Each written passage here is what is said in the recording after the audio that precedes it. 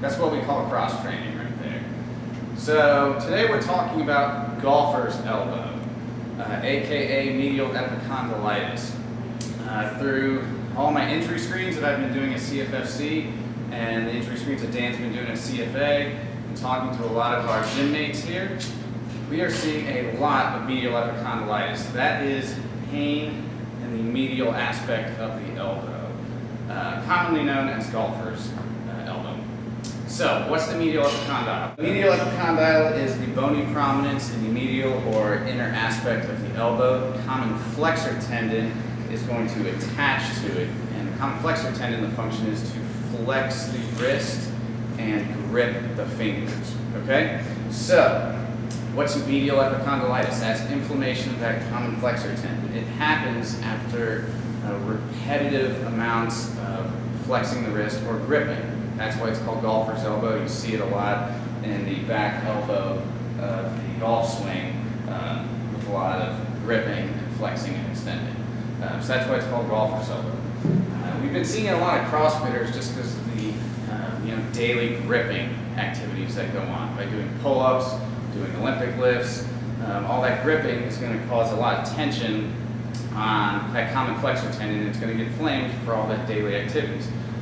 So just a couple interventions that we can do to help alleviate that pain. Number one, we want to mobilize the soft tissue in that tendon and in that muscle belly of those forearm muscles.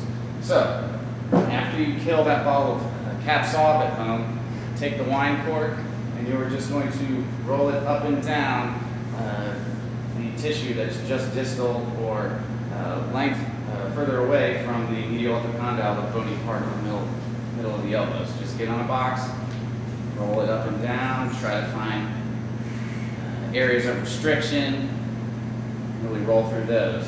If you're more of a beer guy, not a wine person, a crossball will work just fine. Again, just roll around.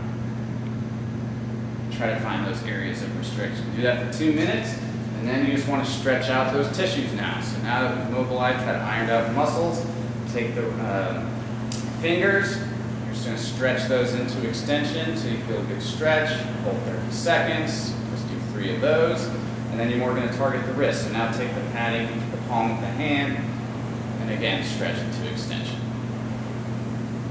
30 seconds, 3 times. Just one more thing that we want to focus on. Physical therapists commonly refer to the elbow as the great compensator. That means when you're weak in the shoulder and the muscle surrounding the shoulder blade or in the rotator cuff, it's the elbow that's going to do the compensating. So if you're weak there and you're doing handstand push-ups, then your elbow is going to be doing a lot of the stabilizing because you're weak more proximally at the shoulder. So we just, again, that's why we want to focus on those strengthening of the periscapular muscles by doing your ring rows, doing the rotator cuff work that we've reviewed in prior videos.